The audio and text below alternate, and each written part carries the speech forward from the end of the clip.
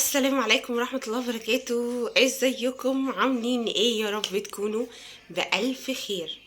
النهاردة بقى ولا هتكلم عن موضوع ولا اي حاجة. النهاردة يعني بصوا جاية اطلع التفاهة اللي جوايا. هو الفيديو كده بس، فاللي بيحب التفاهة والهدايا والحاجات دي يكمل الفيديو معايا. بصوا انا كنت رايحة اشتري من السوبر ماركت فلقيت ده.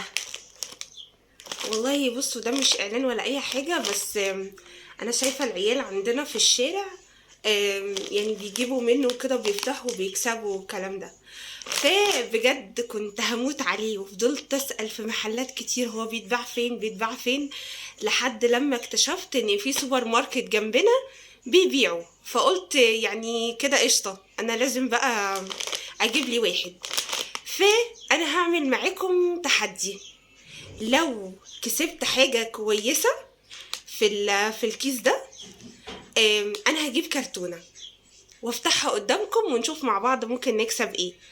اما لو ما كسبتش حاجة حلوة فخلاص يعني هتعتبر ان هي تجربة وعدت ومحدش يجيب سيرة لحد وخلصنا الموضوع. مبدئيا محمود جوزي لو عرف ان انا جبت الكلام ده فيعني يا نهار اسويح. فخلينا نشوف بس مع بعض. بسم الله الرحمن الرحيم، يا رب اكسب والنبي. يعني يعني لو انتوا وصلنا لحد هنا توقعوا كده ممكن اكسب ايه لو حد جرب البتاع ده. بسم الله الرحمن الرحيم، انا خايفه قوي والله العظيم. بسم الله الرحمن الرحيم، بسم الله الرحمن الرحيم، يا رب اكسب حاجه حلوه يا رب يا رب. انا خايفه ابص خايفه ابص بجد. في حاجه نضاره. ايه ده؟ بس انا بصراحة ما كانش نفسي في نضارة، انا عندي نضارات كتير، خلينا نشوف شكلها ايه الاول ونشوفها قيمة ولا اي كلام. يعني ايه ده بقى؟ ايه ده بقى؟ انا مش عارفة ايه ده بصراحة. بصوا يعني مش عارفة ايه اللي هم مركبينها فيها دي، بس هي يعني النضارة تمام. استنوا كده نلبسها ونشوف ايه الدنيا. ايه رأيكم؟ تمام ماشي. يعني قولولي لو قلتوا تحت في الكومنتات النضارة حلوة ولا لأ.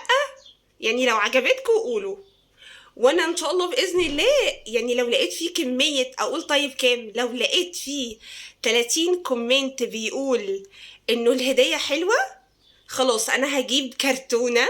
هي الكرتونة تقريبا عاملة 230 في 6.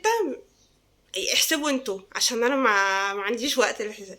المهم، فلو لقيت فيه 30 كومنت بيقول ان الهدية حلوة انا هجيب كرتونة وافتحها قدامكم.